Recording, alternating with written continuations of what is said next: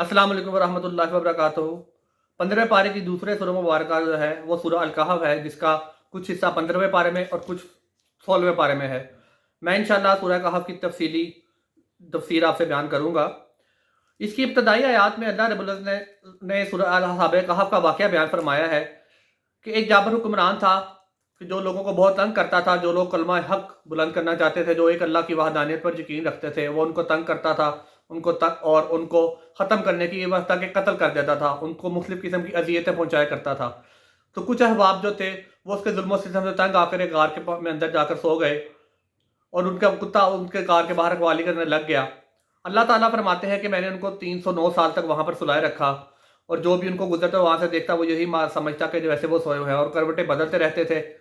इस तरह कुछ अरसे जब वो एक मखसूस अरसे के बाद दोबारा जागे तो वो वापस अपने कस्बे में नीचे आए, तो वहाँ पर देखा तो माहौल बहुत तब्दील हो चुका था। उनके पास जो करेंसी थी, जो सिक्के थे, लोग बड़े हैरान हुए कि ये तो सदियों पुरानी बात है। वो बादशाह वक्त के सामने गए तो पता चला कि बादशाह वक्त जो था वो मोहित इंसान था और हज़रत ईसा की उम्मत में से था।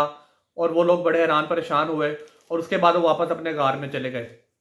इस वाक़ये से हमें ये सबक मिलता है कि अल्लाह रब्बुल इज़्ज़त दुनिया लोगों को मरने के बाद दोबारा उठाने पे कादिर है।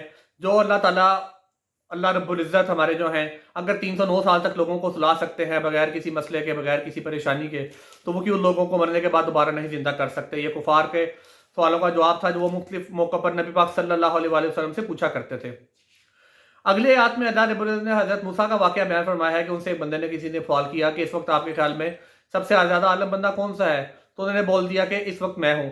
तो अल्लाह रब्बुल इज़्ज़त ने उनको बताया कि मेरा एक बंदा है खिज़र अलैहिस्सलाम के नाम से, जो एक ख़ास जगह पर आपको मिलेगा। आप अपने साथी के साथ एक चलते रहे हत्ता के दो दरियाओं के संगम पर पहुंचे। वहां पर उनको हज़रत खिज़र से मुलाकात हुई और उन्होंने उनको अपनी साथ सवार होने को कहा कश्ती में।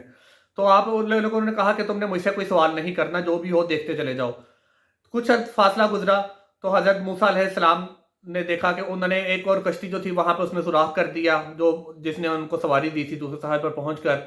तो हैरान हुए, उनसे पूछा तो उन्होंने कहा कि मैं तुम्हें मना किया था सवाल करने से। हज़रत मूसा चुप हो गए।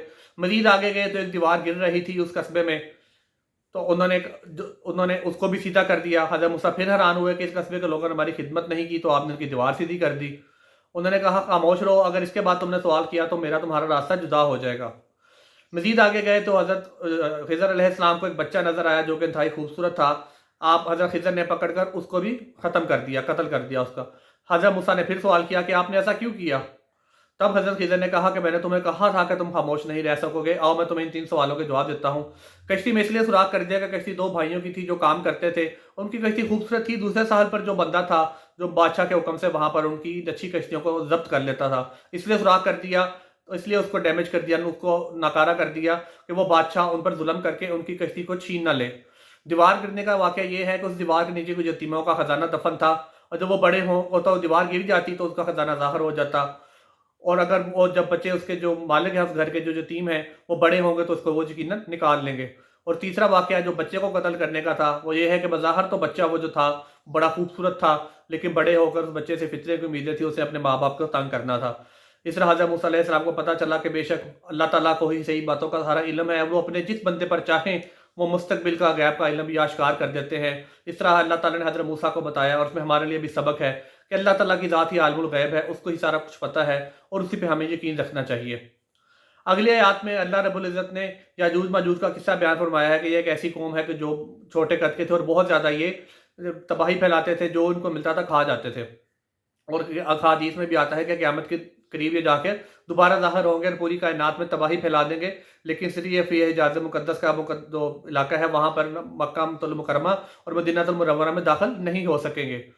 तब ये याजूज माजूज की जो कौम थी उसको अल्लाह ताला के हुक्म से हज़रत ज़ुल्क़रनैन जो थे, उन्होंने वहाँ पर एक शीशा फैलाई हुई दीवार लोगों को अपने साथ अपने लोगों को मिलाया, और वहाँ पर एक बहुत बड़ी दीवार मजबूत करके खड़ी कर दी, ताकि जो वहाँ के लोग थे, जो इंसानी आबादी थी, वो इनके शर से महफूज रह सकें। और जब अल्लाह का हुक्म होगा तो वो दीवार को खोखला करके ख़त्म करके दुनिया पे वापस आ जाएंगे।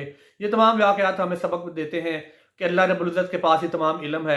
वही तमाम जहानों का मालिक है, जिस पर चाहे अपना इल्म आश्कार करता है اور اپنی مختلف نشانیوں کے ذریعے، جیسے ہم اصحاب کہف کو کئی سو سال تک سلائے رکھنے کے بعد دوبارہ بستی میں واپس بھیج دیا، حضرت موسیٰ اور حضرت خضر کی علیہ السلام کی ملاقات میں آنے والے وقت کے جو واقعات جو تھے، جو حالات و واقعات تھے، اس کا علم ہونا کہ اللہ نے کیسے اپنے ایک خاص بندے کو علم دیا، حضرت موسیٰ کو بتایا کہ میں جس پر چاہوں اپنا علم آشکار کرتا ہوں، اور حضرت ذوالقرنین یاجوج ماجوج کے واقعے سے بھی پتہ چلتا ہے کہ قیامت کے وقت کون کون سے واقعات رونما ہوں گے۔